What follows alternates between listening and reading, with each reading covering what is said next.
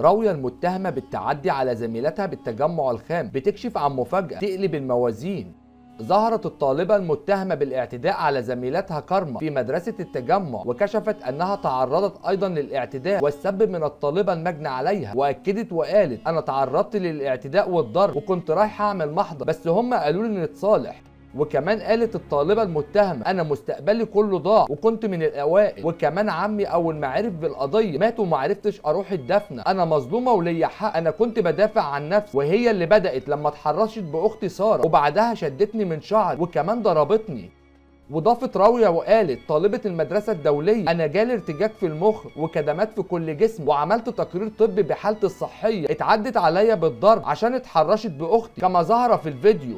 وكمان استمعت نيابة القاهرة الجديدة لأقوال الطالبة كارما المجني عليها في واقعة التعدي عليها داخل مدرسة شهيرة بالتجمع الخام، كما اتهمت الطالبة التي حضرت إلى النيابة على كرسي متحرك مع والدها، وقالت إن البنات الثلاثة اتنمروا عليا وكمان اتعدوا عليا داخل المدرسة بالضرب.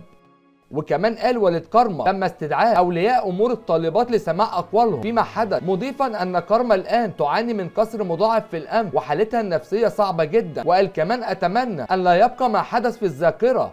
يذكر ان التقرير الطبي شخص حاله الطالبه بوجود كسر في عظام الانف ورد وتركيب دعامه خارجيه، كما اوصى التقرير الطبي بحصول الطالبه على راحه لمده اسبوعين.